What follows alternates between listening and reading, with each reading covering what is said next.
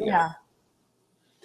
Sasha Stone, this is the most crazy Oscar Best Picture race ever. What's going to win? Oh my God. First, can I apologize for these headphones to everybody? So it's like 1976. I've come out from the Rocky year from 1976 with my headphones. And I've got my Walkman. So, Tom, the way it works with me is that the movie that I dread winning always wins.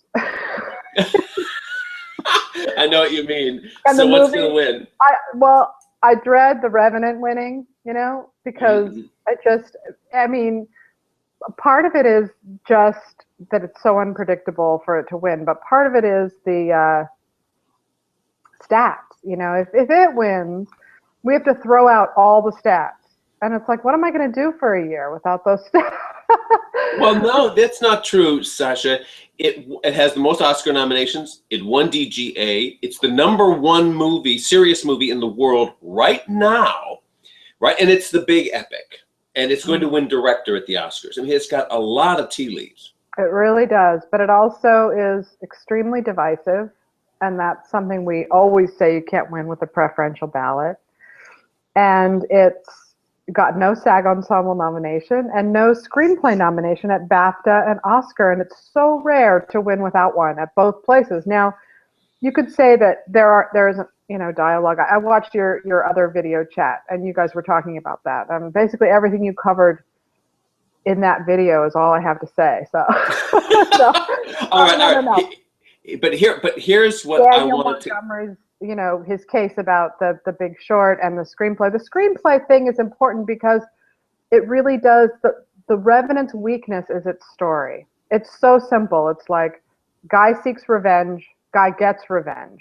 That's it, really. Revenge for his family. And Unforgiven is like that too, but Unforgiven is driven by its screenplay. Its screenplay is really good. The writing's really good. And I think with The Revenant, it's a little simplistic, but at the same time, the experience is so big and powerful for a lot of people, especially men, that it could override that,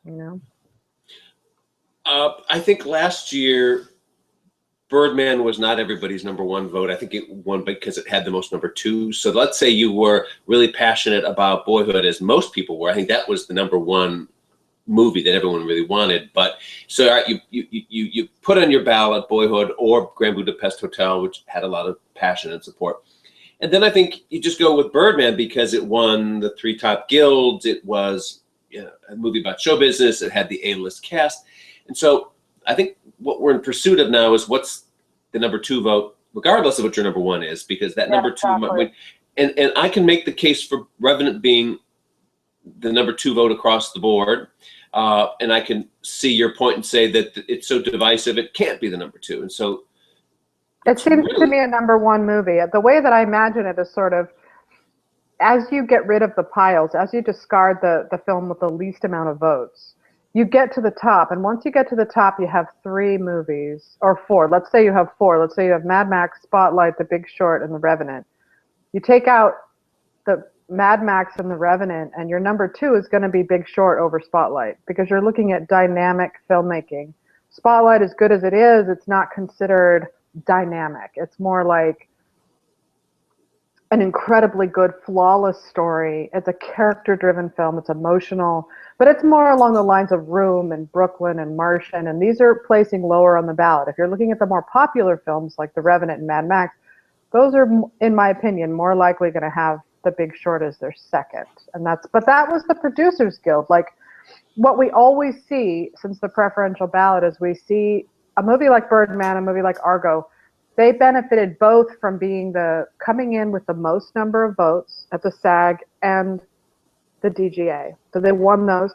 They also won with the preferential because they came in with enough #1 votes, but they were also, if they weren't #1, they were #2.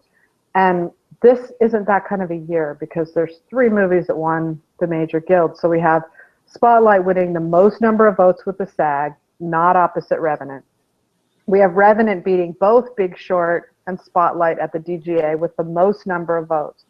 But then we have the only instance where they're splitting at the Producers Guild where you are seeing the number 1, number 2, number 3 at play, and The Big Short won there. So The Revenant has to come in with 50% of the Academy votes at number 1 to win.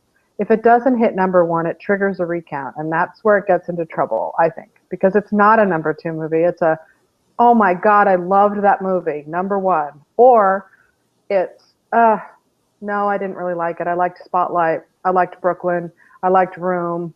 I liked, anything but The Revenant. And so it starts to go down the ballot. But that's could just be my imagination. I mean, who knows? Maybe it will. Maybe in the time between the Producers Guild and the Oscars, people will have decided, okay, we know which movies are going to win. So now we have to decide between those movies instead of 10 movies. They are now looking at more like 4. So they're going to order it differently. They might go, I really want Spotlight to win, but if it's not going to win, I'd rather have The Revenant win than Big Short. So it's not about their likes. It's about strategic voting, maybe in the second. Right. I think the PGA voting largely took place before The Revenant really exploded worldwide at the box office, became the phenomenon, just by days, actually. And so I think that I would have loved to have seen the PGA vote take place a week later. I would wonder if there was another outcome. But here's my argument, Sasha, to say that Revenant could be their number 2 vote. And it would go like this, that you're filling out your ballot for the Oscars, and you're going to check off Inarritu for director, and you're going to check off Leo, and you're going to check off cinematography. You know what I'm saying? It's just then all of a sudden and you're a Spotlight person, so you check off Spotlight for your number 1, and then you're wondering, what do I do with my number 2 vote? Well, Revenant is already so high on your at top of mind while you're filling out the ballot. I don't think anybody loved Birdman last year. I think everyone respected it and liked it, but love is a hard word for that movie. And I think that there's that absence of love as well for The Revenant, and it's divisive. I don't know. I'm right now in the camp with Big Short like you. My prediction is Big Short for all the same reasons that you have. I wonder if that is old news by now. It really, I mean, the problem with The Big Short is that it hasn't really won. It didn't win the SAG. That's the thing I keep coming back to. Why didn't it win there? It should have won there, and it didn't. So it didn't win on a kind of a surge vote, but it is obviously benefiting from kind of trailing after movies like The Revenant and Mad Max, or it did anyway. The thing about a big win like at the Producers Guild, though, is that once a film wins, it does send a ripple through the community. All those producers are there. They're all winning.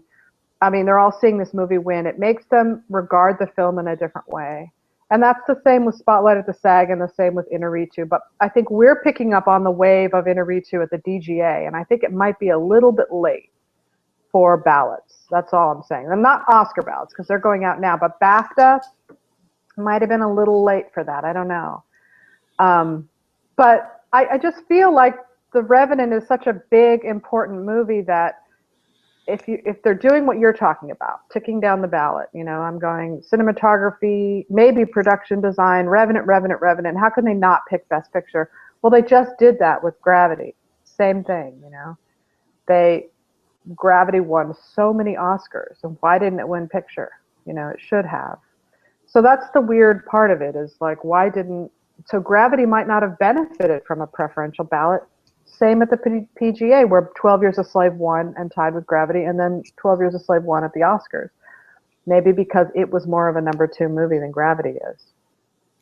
Yes, I would agree with that. I think that everyone felt, yes, it won for the number 2 votes. But that was a 2-film race. This is a 3-film race. And we don't have any evidence that, other than the Producers Guild, that The Big Short is as strong as we think it is. We're only going on stats, So that's tricky. That's why it's nerve-wracking for me, because if it fails, that means the Producers Guild stat goes away, the SAG Ensemble stat goes away, and those are 2 really strong stats. Well, no, SAG Ensemble may not, because I think the number 2 movie is Spotlight. When I talk to people in this town, including many Oscar voters, Spotlight is the movie that's most emotional. That's the one that they feel is very important. It has the A-list cast. It has all of those things going for it. And here's what troubles me the most in terms of me picking The Big Short and not Spotlight, is that all of the predictions at Gold Derby, Sasha, are Spotlight, Spotlight, Spotlight, including not just all users, but the top 24 people who had the best score last year. By an overwhelming margin, they're picking Spotlight. And then we just introduced this new thing called the top 24 All-Stars, where we go back a couple years and we say, all right, who are the people who had the best scores consistently? Not maybe they just had a good year last year and they, as a fluke, they did well. I want to know people who did consistently well predicting the Oscars. What are they saying? By an overwhelming number, they're saying Spotlight. So what do they know that we don't know? I don't know. I think that the thing that troubles me about Spotlight is it also has two major stats as an obstacle. So you're looking at two of the least likely films to win because it has no BAFTA for director and it has no ACE editing nomination. So we're talking Driving Miss Daisy. Now that's not insurmountable, obviously. It won the SAG. There is no precedent for Spotlight winning. So they're going completely on their own intuition. So does their intuition make them good predictors? Maybe. Maybe it means they're going to get every category right except Best Picture. You know, that's possible too. This is such an unpredictable year that it really is flip a coin. You know, who knows what's going to win? There are good reasons for some movies and bad reasons. But one thing we do know is so far the Producers Guild has not failed. That's the one thing we know for sure. The few number of nominations for Spotlight and Big Short really worry me. Can they really win? Because the only two examples in modern history of movies winning with such few nominations are Crash and The Departed.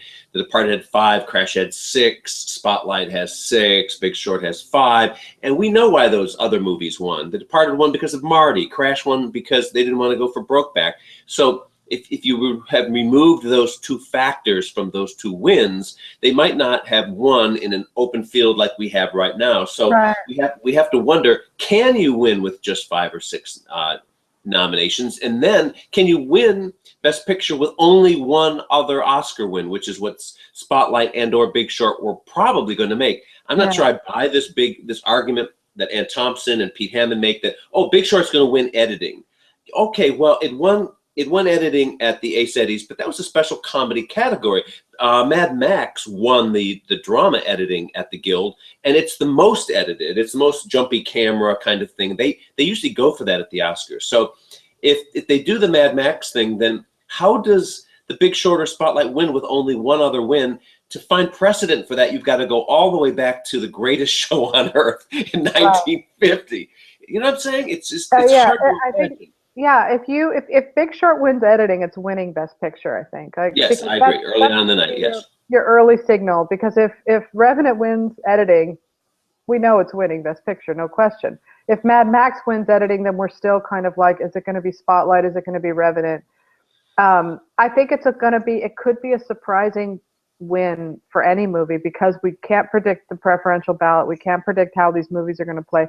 We can't predict if publicists are going around telling people put Revenant at number 2. And they could be. They're very well connected. All the people involved in that film, they're really motivated to win. And I would not put it past them putting out the directive to put this film at number 2 if you're not going to put it at number 1. Could you at least put it at number 2? That, I could see that happening. That's one reason why I don't want to get in the way of the Revenant's win, because they are so motivated to win that I feel like anybody who really wants it that bad usually gets it, despite the stats. You know what I mean? So 90% of my intuition tells me that it's going to be the Revenant. There's just one tiny part of it that holds it back that says, no way, it can't win. It's too divisive. I went to Metacritic and I read the user reviews, which I sometimes do because I like to find out what people think outside the bubble. And speaking of the bubble, one of the reasons The Big Short isn't being predicted is because our web bubble, people who hang out on forums and stuff, they hate The Big Short. They all do. They're waiting with their knives out for me to get it wrong so they can, say, "Oh my God, she thought Big Short was going to win." Ha ha ha. They hate. Well, the reason people pull out long knives on you, period, Sasha, is that you and I would say delightfully get emotionally invested every now and then. But I didn't this year. Yes, you did. You were rah-rahing for Big Short. Oh, I admit it though. I'm usually much more sort of. And the reason you're justified in doing so is you were the first pundit to say it's going to win, and then it won Producers Guild. You were way out there at least a week or two before PGA saying it's going to happen. I remember exactly when it dawned on you, and you suddenly went out on the limb, and I thought, oh wow, Sasha's really dancing on the edge here. You know why? It's because the stats proved to be true. Because the stats said only the Big Short could win. For the DGA, the stats said only Inarritu or Adam McKay could win. They said no way could George Miller win because he didn't have a BAFTA. SAG, same thing. You couldn't win the SAG unless you had a Best Picture nomination. And so Beasts of No Nation didn't win. Straight Outta Compton didn't win. Spotlight did. Big Short didn't, but it was still in keeping with the stats that I know. So far, every Guild win has been in keeping with the stats. And I was particularly surprised by the amount of people predicting George Miller to win the DGA, not looking at that basic fact, which is he doesn't have a BAFTA, so no way is he gonna. But so now as we head into the Oscars, DGA always predicts picture or director.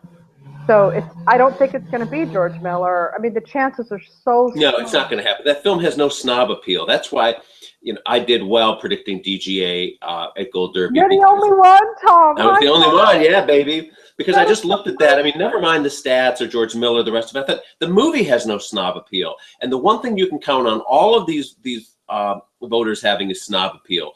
That whole Mad Max thing was in the bubble. It was journalists all go, oh, it's so great. Yeah, it was. It was. I'm sorry to say, I love the movie, but yeah, it's in the bubble, and to a degree, Spotlight is too. As much as I love Spotlight. I know, that's why I'm leery of it. I don't believe here's what I worry about with the predictions at Gold Derby and the expert predictions across the web in general is that this is a movie about journalists. That's where you and I started talking early this season, and we're suspicious about Spotlight because it's journalists rooting on a movie about journalists, and as you said early on, no movie about journalism has ever won Best Picture.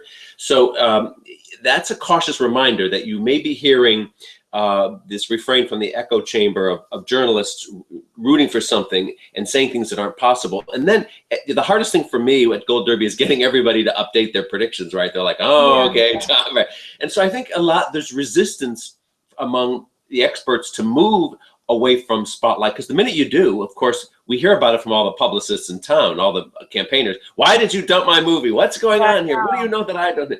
And so no one wants to do that, so they just keep the Spotlight thing there. And so I wonder how much of the Spotlight prediction we see at Gold Derby is laziness, or is it just resistance to I don't want to hear that from the public? It's partly that, but it's partly their own prejudice against The Big Short. They don't like that movie. Too. Yeah. So they don't like it. They don't want it to win. They're really angry that it even won the PGA, and they could turn out to be right, Tom. I mean, the chances, Pete Hammond's predicting Big Short. He says he talks to a lot of members who really liked it. The one tiny thing I can say in Big Short's favor, and I hate to say it because, I'm a Hillary supporter. Staunchly Hillary. But that Bernie thing, in Wall Street and being angry and it being an election year, that is one way Big Short might have a little bit of a leg up on Spotlight, in that if it even gets 400 people voting for it for that reason, that might be enough to push it over into the winning. I could see them wanting to send a message with Big Short being the winner. Yeah. I could also see them wanting to send a message with Inarritu being diverse, and so they're not Oscars so white because they picked The Revenant and Inarritu. So we're just back where we started. Well, let's go behind the scenes here and give people a glimpse of what is happening in our world that they don't see, and that is the campaigners, the consultants.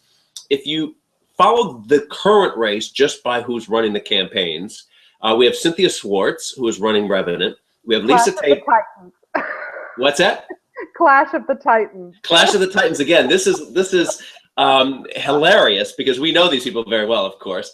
And Cynthia holds the record for the most Oscar wins for Best Picture. I think she has 7. She's the stealthy one. Yeah, she's based in New York. You can't see her until she's sped way by you and beat. then you go, oh wait, oh yeah, it was Cynthia. Okay. Right. And she's won for movies like Crash. Argo. Argo, of course. Birdman. Hurt Locker, Birdman.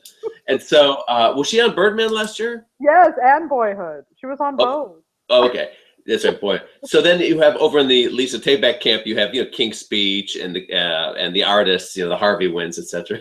Then over at Paramount, we have Leah Yardem, who is a student of the great Murray Weissman, and has worked with, and Cynthia, I think she worked for Cynthia for a while. So we have this club of consultants who are real veterans and are duking it up behind the scenes. And we don't know what they're up to. We don't know about all the parties being happening and all the Q&A. I shudder to think about what kind of whisper campaigns. These are like vicious fight to the death publicists. The Leah Yardem is the least sort of, she's the least of in terms of playing dirty. Like, she doesn't really play dirty. She's kind of this, she's always looking out for animals and fostering dogs. She's got a very good heart. She's but not. The other two. I wouldn't accuse the other two of dirty tricks. I would say that they're hard campaigners, right? They're hard campaigners. They're in it to win it. Yes, they're in it to win it. And I do have some great gossip I can tell you once we get off camera about some of the shenanigans behind the scenes that you'll find very funny. But so if you just go by score in terms of who is on running, who's pulling the puppet strings behind there, it's Cynthia's with the Revenant. So that's another reason not to. Believe me, I know. I came out of the Revenant screening and I saw her, and I it took me a while to warm up to the movie to write a good review. I still sort of on the fence. I watched it a second time. I was still annoyed by it in some ways.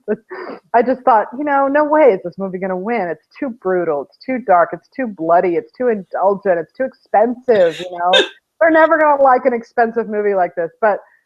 But then, the magic happened. He won. It made a shitload of money at the box office. He won the DGA, and Leo's looking like he's going to win. I mean, all systems go. What is stopping the Revenant from winning? Nothing, right? Except maybe the one thing that's stopping is it doesn't have the emotional element. It doesn't have the warm fuzzies that King's Speech had and the artist had. It doesn't have that. And the only one that really does is Spotlight. Honestly. I know.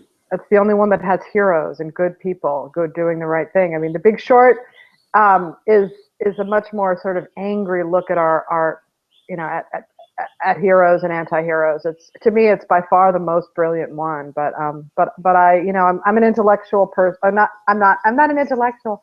I tend to like movies that are more cerebral as opposed to more emotional. So I like The Social Network over The King's Speech, and so the chances of it winning just because I like it are pretty high. I mean, losing because I like it. That frankly worries me about me backing up your prediction for Big Short. If right. I can be brutally honest here. Oh God, Sasha's predicting it. Should I back up? It's the kiss of death. Well, let's talk about some of the other negatives. Spotlight has the ick factor going for it. It's about child molestation. Big Short has the comedic elements. They have no sense of humor at the Oscars, of course. They don't appreciate comedies and satire. But although last year the Birdman had some. And there are a lot of Bernie people in there, I'm sorry to say. But there are, Susan Sarandon, Tim Robbins, all those guys, they're going to be Big Short all the way because of their Bernie fervor, And anybody who is thinking even, more broadly might also still be mad about Wall Street, even if they aren't a Bernie Sanders supporter, which I hope that more people get mad about it, even if they aren't. It's not just his issue. But but I think that one thing I think The Revenant really has going for it over all the other films is that it's ambitious, and a lot of times it's the biggest picture. At the Oscars, they're often voting for the biggest and the most rather than the best. They vote for the most costumes. The sound awards go to the loudest movies. The edited award goes to the most obviously edited movie. And so what you're saying is true and could play out for The Revenant. And I think that the fact that no film director has ever had a Best Picture win twice in a row at the Oscars, going all the way back to the beginning. So this is an 88-year record he's about to break. If he breaks it, it's another. But I think that actually adds to The Revenant and doesn't take away. I think the fact that it's him and that it's coming back for a second time with a movie even better than the first makes it more irresistible to make history that way, because it's so impressive. They're not impressed by CGI movies like Gravity as much. They're more impressed by on the ground, handheld camera, actors, craftspeople working to make this big epic. That impresses them a lot more than they just sat in a computer room and made this great fancy movie, So that's one thing that's why I say it's inexplicable. I mean, if I was being responsible, I just would write down Revenant and be done with it. But I just can't. I know. Let's also talk about how we can't trust the stats, because the race is different these days than it used to be. We've had the preferential ballot the last 6 years. That throws off everything. We used to see a almost unflagging linkage between picture and director before, when we had 5 nominees in each category and you just checked off one winner. Now that you've got 2 different voting systems in 2 different categories and a different amount of nominees, that obviously has caused a lot of the turmoil that we've seen in the split in recent years. And also, if you just go back 15, 20 years ago, the race changed dramatically when screeners came into the mix.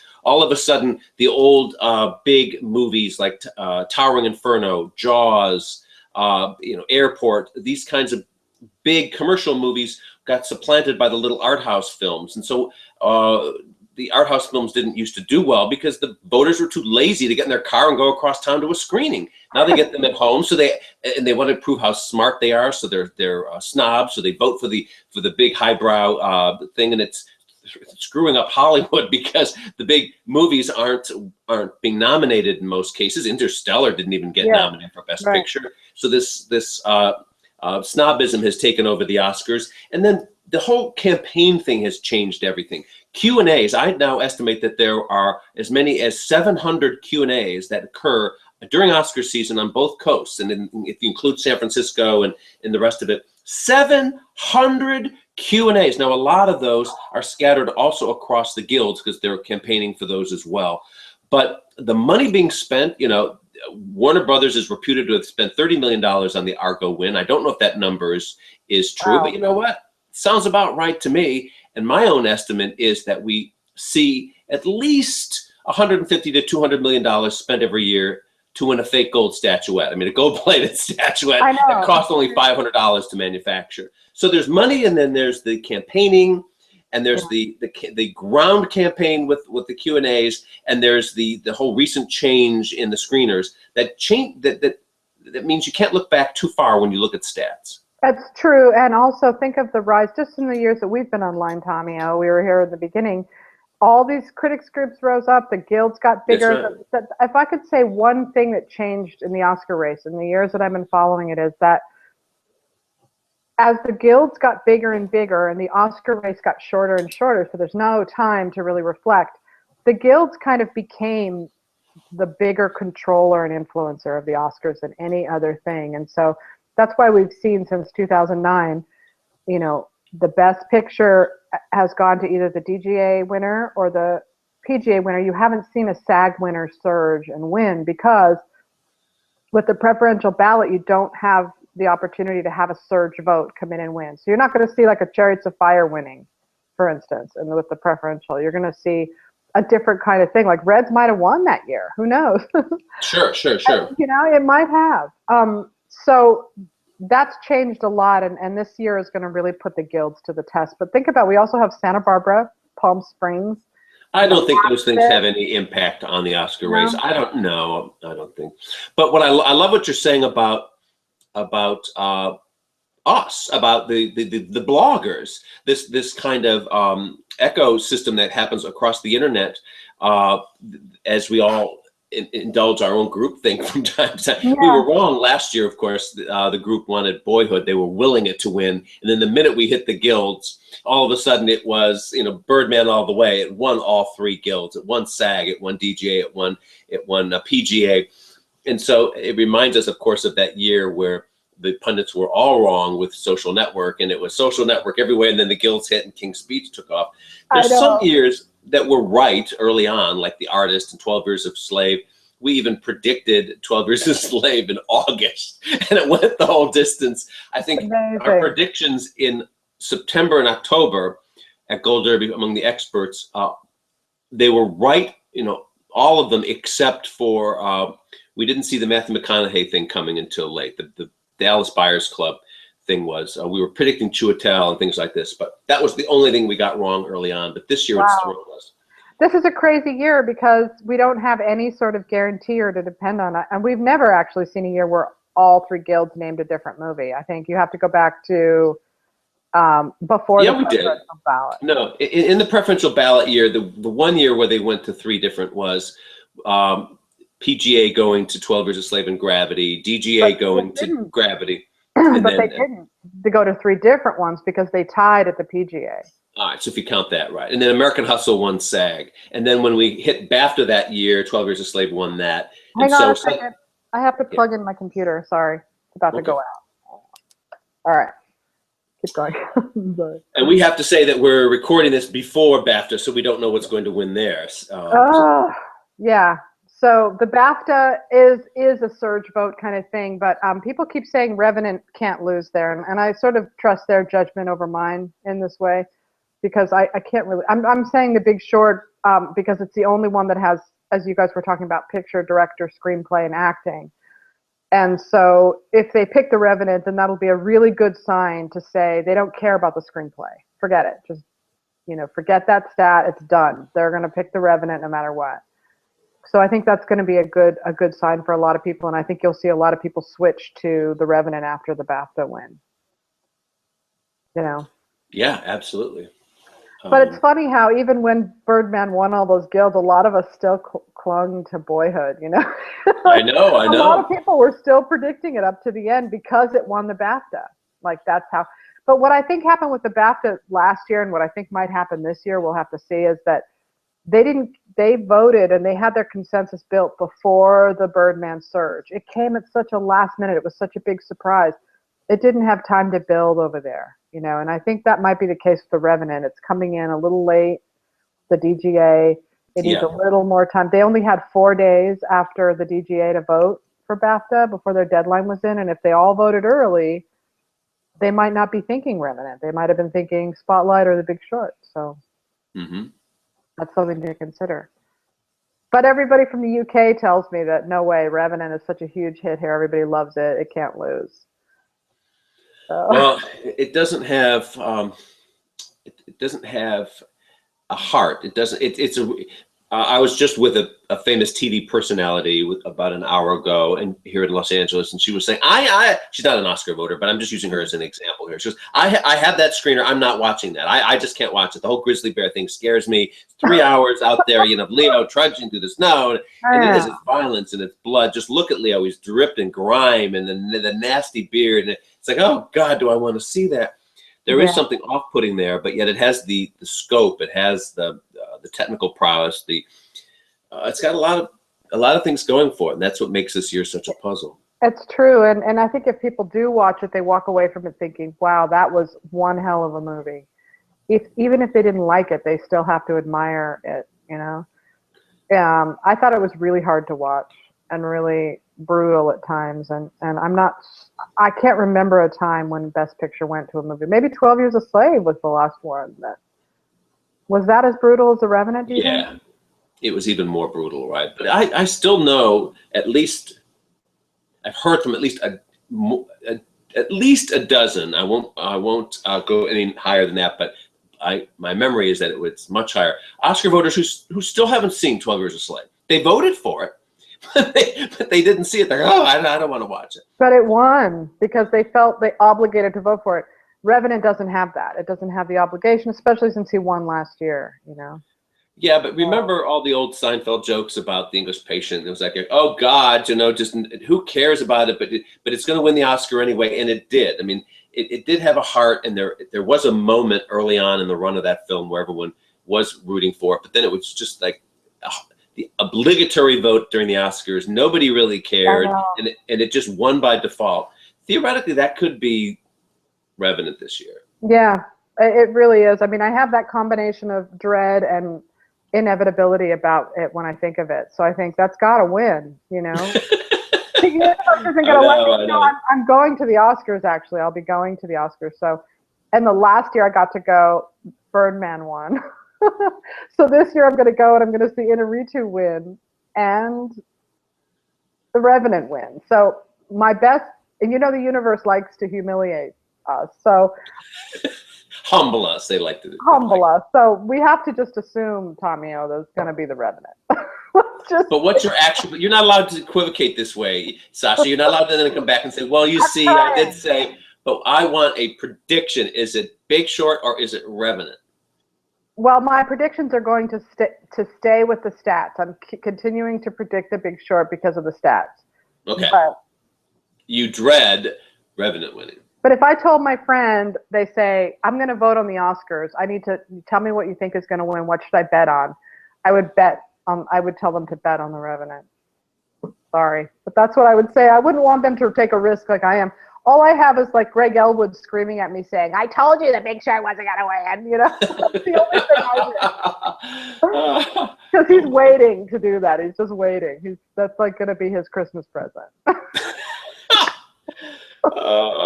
We don't do enough of that amongst ourselves in this little circle. Yeah. Although we're all privately keeping score among each other and knowing which ones, who got it wrong that year. So when is your Daniel Montgomery, Mr. Predicting Whiz? When is he going to switch from The Big Short to The Revenant? I need to know that. Yeah, Daniel had the best score last year at Gold Derby. Creamed everybody. He's picking. What's he picking now? Big Short, right? Short. Yeah, for BAFTA too. I think. What is it for BAFTA? Yeah. I have Revenant for BAFTA and I have Big Short for Oscars. It's just really hard to predict The Big Short when we don't feel any buzz for it heading into the problem. Yeah, you don't feel a strong buzz for it, but yet it could win for all those number 2 votes. And it's such a cynical movie. Do you want to root for anybody in that whole financial collapse of America? It's just. I can only see them voting for it out of anger and not out of passion or like. It would be anger. Right. And one other way to look at it, but listen, I think we're making it pretty clear to listeners that we both think that The Revenant is the most likely, even though we're not predicting it for whatever reason. But the one thing The Big Short has is it makes you laugh. And think about, you know how some people say the Oscar for Best Picture is always the one that's not like the others? Yeah, that's true. Comedy is not like the others. You have 2 epics with Mad Max, and you have and The Revenant, and then you have kind of a very serious conventional drama with Spotlight, and it's like Room, and and then The Martian is funny too.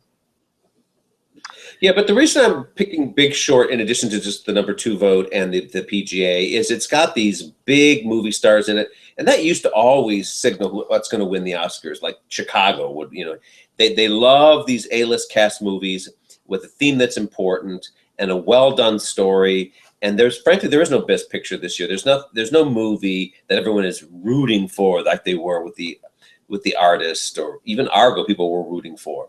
You don't feel that for any of these films this year. You do feel it a little bit for the Spotlight in that sense. There's a passion. There are crusaders for that movie, and it can certainly win. And if it did win, it would certainly deserve to win.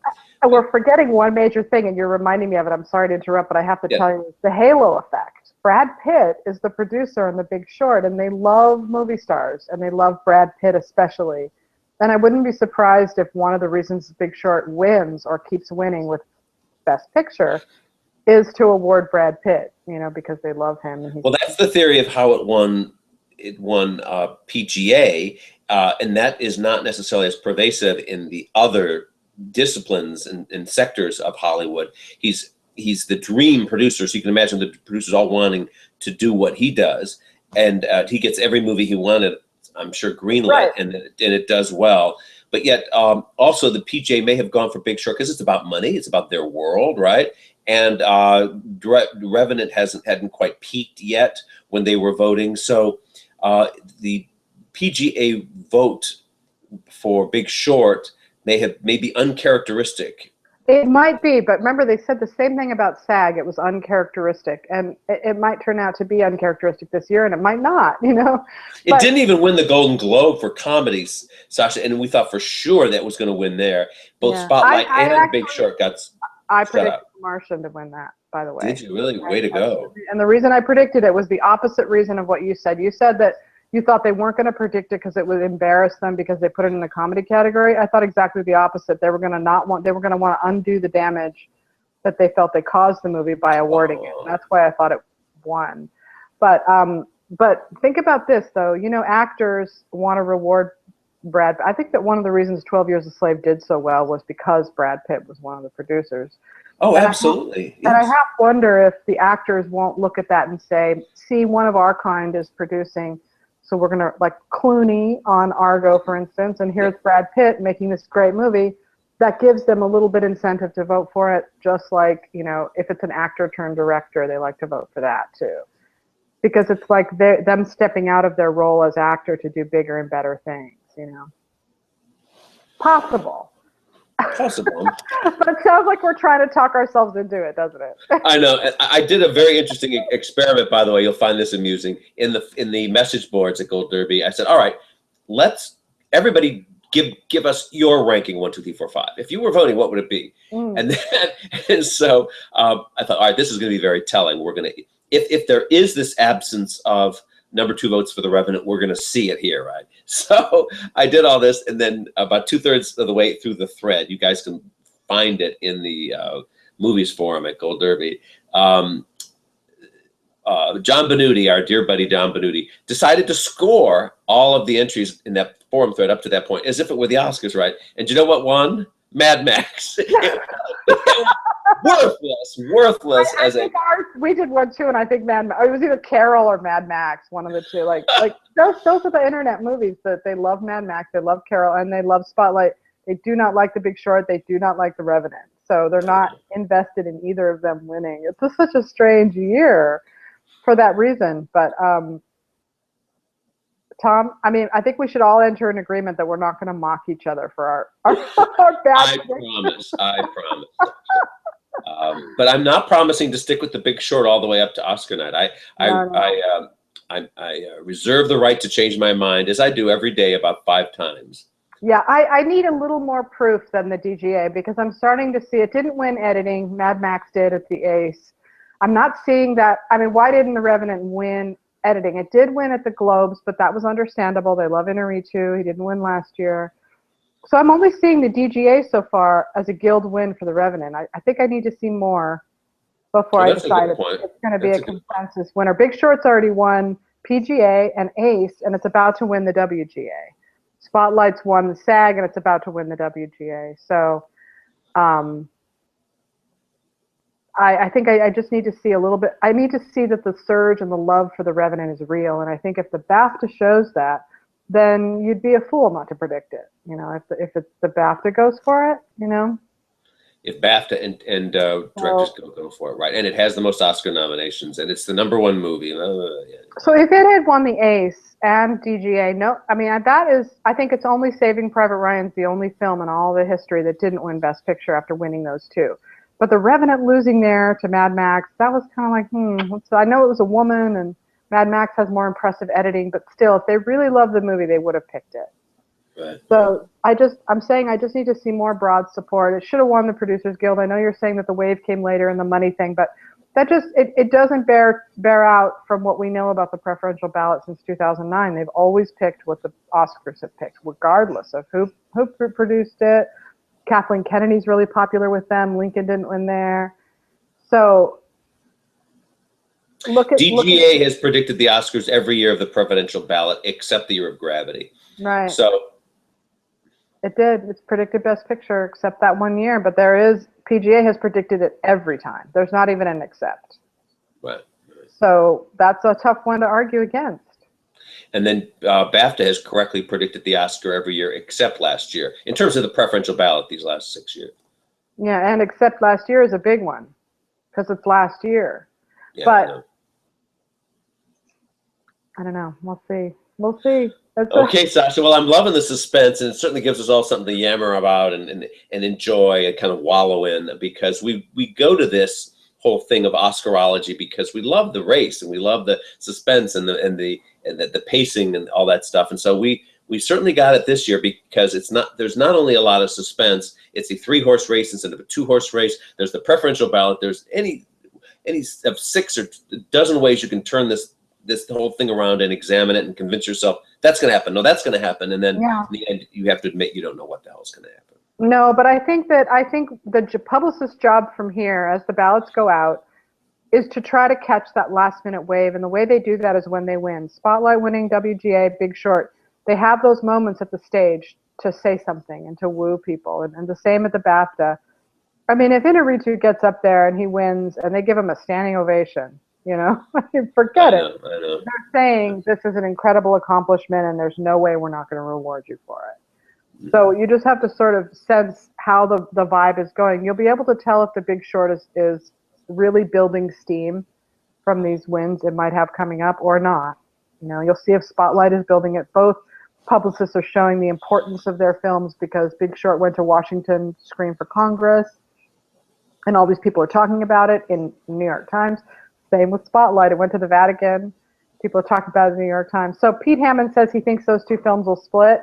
It's a really good theory, leaving the Big Short Revenant to take it. So. Yeah, Ann Thompson says the same thing, that she reminds us that these two films are very similar with the big ensemble A-list casts with a similar appeal, but neither one of them, Ann nor Pete, are predicting The Revenant. Ann's predicting Spotlight. Pete's with you and I on Big Short. But as he said in the video he and I did the other day, he said, I'm not convinced of anything I'm saying. He said, I'm predicting this. He said, but I don't have any confidence in it. He doesn't. And I spoke with him on email today, and he was again making a really good argument for The Revenant. So I know. I was saying, Pete, tell me what movie that there is precedent for this kind of film winning. Like there's this like kind of ethereal, no dialogue, a lot of violence, very simplistic story. Has there ever been? I mean, a lot of times a movie that wins, you've never seen a movie like it, like The Artist. It's like, but he was saying, no, it's like Unforgiven. It's like No Country for Old Men. It's like Silence of the Lambs. And I was thinking all those movies were really screenplay heavy. 2 of them won screenplay. So I don't know if that, I'm thinking Tree of Life is more like what The Revenant is, Ugh, I hated Tree of Life. Dances with Wolves, maybe, kind of. At least Dances with Wolves had a heart. Our executive editor at Gold Derby, our executive editor, Paul Sheehan, is like Daniel Montgomery, almost always right. I mean, Paul is always kicking all of our butts in the scoring of experts, and he just switched to Revenant yesterday. So it's like, oh no. We should just do it, man. We should just suck it up and do it. I mean, I'll wait for the BAFTA, but I might just have to switch just because everybody will know that I love The Big Short. So if it wins, that's great. But I think it might be time to just say, okay, stats out the window. This is such a huge achievement. They're never going to let it walk away unrewarded. It's just not going to happen. So. Well, let's wait till we see what happens at BAFTA, and let's just keep counting the votes we hear in Hollywood, because there are a lot of events we're all going to, and we're picking up intel from actual voters. And there are about 12 I like to call, and there's one guy, a lawyer, who I love to call, and he's almost always right. And when I call him, is that the guy, the Argo guy, or yeah, he's the one guy who always predicts right? Right. He's in the producer's branch, and when I call him, I go, "Yoo-hoo, what are you voting for this year?" And I get this bombastic response. And sometimes, like with the year of Crash, I just didn't believe it. And he went, "See, I told you." But I don't know. I'll let you know what he said. What did he say? I haven't called him yet. I haven't because I don't trust him giving me a response until he's actually voted, because I'm afraid anyone is going to tell you, I'm going to vote for this, and then when they get the ballot, they change their mind.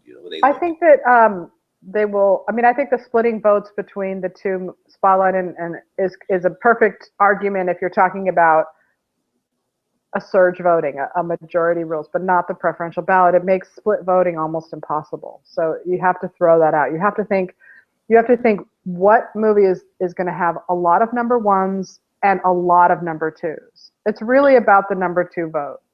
And I don't think Revenant is a number two. Spotlight's less of a number one than it is a number two. So. Okay, let's sign off here, but don't turn your camera off, Sasha. I want to tell you the delicious dirt I have in terms of gossip for you. Okay, all right. Oh, will you edit this thing way down? No, people love this stuff. Oh, okay, all right. Nice talking with you, Tom.